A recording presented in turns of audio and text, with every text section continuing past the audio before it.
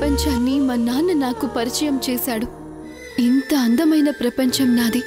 నా ప్రపంచమే నన్ను నిర్దాక్షిణ్యంగా సమాజంలో దోషిగా నిలబెట్టింది.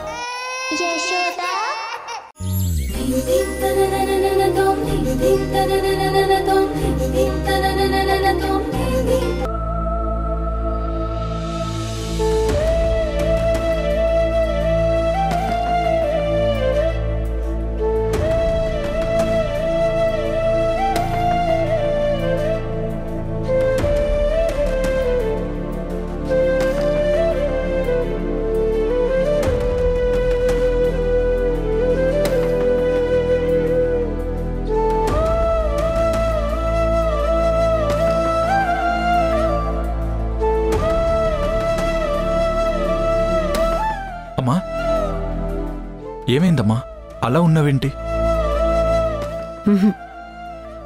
అంతా ఓకే కదా? గ్రీష్మ బానే ఉంది కదా? బావుండాలని ప్రార్థిస్తున్నాను. అక్కడ రాజీవ్ అడిగే మాటలకి సమాధానం చెప్పలేక ఇలా వచ్చేశాను. పర్లేదులేమ్మా, ఆయన దగ్గర వసుంధర ఉంది కదా. వసుంధర గ్రీష్మకి రక్తం ఇవ్వడానికి వెళ్ళింది.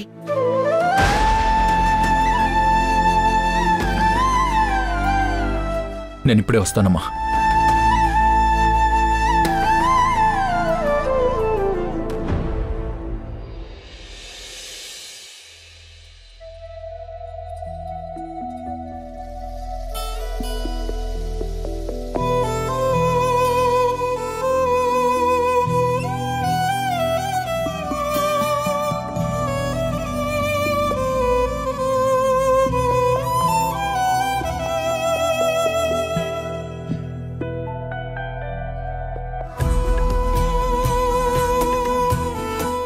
మేడం, మీకేమైనా కళ్ళు తిరిగినట్టు అనిపిస్తే నాకు చెప్పండి.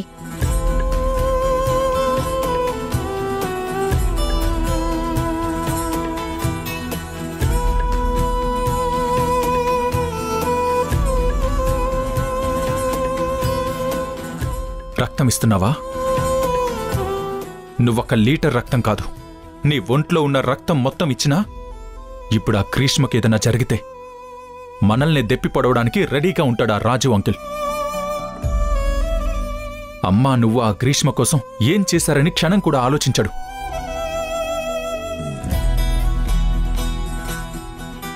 విన్నావుగా ఆయన మాటలు? మీరేమైనా తక్కువన్నారా? అంటే నాదే తప్పంటావా?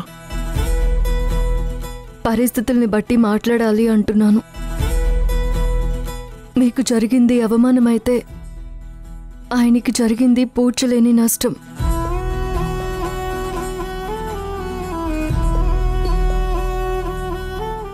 ఆ సమయంలో బాధలో ఆయన 2 మాటలంటే పడలేమా సార్? 2 మాటలకి నేనేమీ నోరెత్తలేదు వసుంధర. నాకు ఆ మాత్రం సెన్స్ ఉంది. ఆయన అమ్మని ఎన్ని మాటలన్నాడో తెలుసా?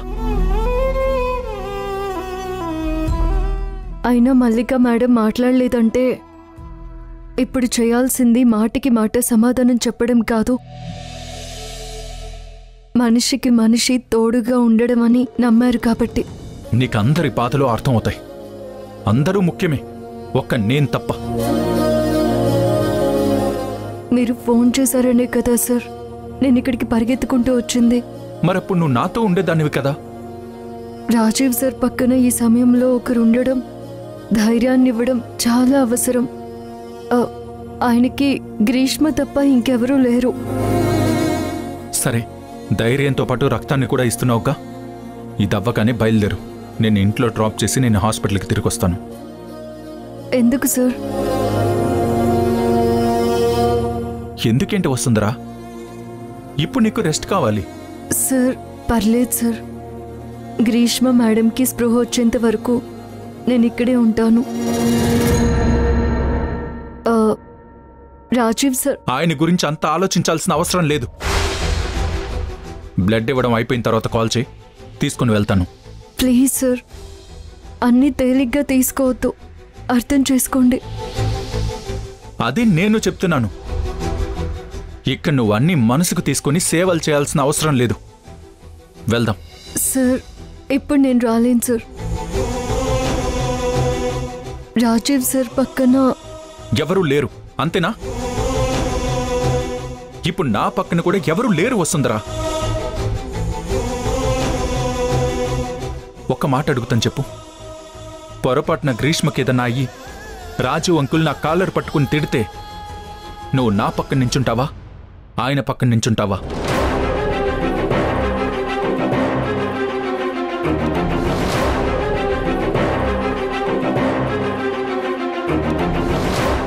నీ సమాధానం నాకు అర్థమైంది. థ్యాంక్ యూ వసుంధరా.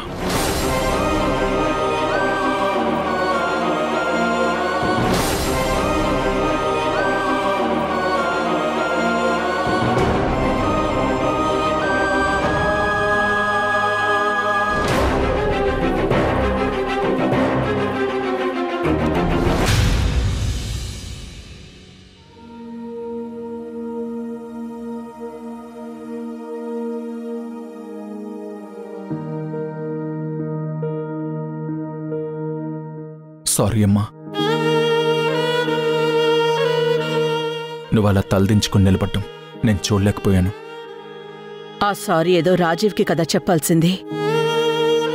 అమ్మా, నేను ఆయనన్న మాటలకి సారీ ఫీల్ అవ్వట్లేదు. నిన్ను బాధ పెట్టినందుకు సారీ చెప్తున్నాను. రాజీవ్ అన్నదాట్లో తప్పే ఉందిరా. వీటన్నింటికీ కారణం నేనే కదా. అదే మన చేత కూడా తెలివిగా చెప్పిస్తున్నాడమ్మా ఆయన. అసలు ఆ గ్రీష్మని ఆ రోజే పంపించేసుంటే. సర్లే, వదిలేలేమ్మా. కానీ ఆయనన్న మాటలు మర్చిపోలేనమ్మా. తన బిడ్డని ఆ పరిస్థితుల్లో చూసిన ఏ తండ్రైనా ఇలాగే రియాక్ట్ అవుతాడు. అంతెందుకురా, నేనాయన పరిస్థితుల్లో ఉంటే నేనంతకంటే ఎక్కువ రియాక్ట్ అయ్యేదాన్ని కదా. ఇక్కడ నేను అన్యాయం చేసింది ఒక్క గ్రీష్మకి మాత్రమే. నేను సమాధానం చెప్పుకోవాలి అంటే అది గ్రీష్మకి మాత్రమే.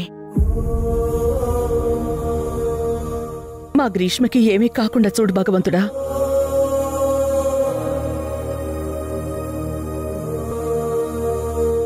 అమ్మా, నువ్వు బాగా అలసిపోయావు. నేను ఇంటి దగ్గర దింపి నేను ఇక్కడికి వచ్చి ఉంటాను. గ్రీష్మకి ఎలా ఉందో నేను చెప్తాను. గ్రీష్మ కళ్ళు తెరిచేదాకా నేనెక్కడికి రాను ధ్రువా. నువ్వు అలసిపోతే వెళ్ళి చంద్రన్నను పంపు. నేను నీకోసం చెప్పానమ్మా. నేను నీ పరిస్థితుల్లో వదిలి నేనెక్కడికి వెళ్ళనమ్మా. అమ్మా, ఏమైనా తింటావా? At least coffee? ఇప్పుడేం వద్దు ధ్రువా.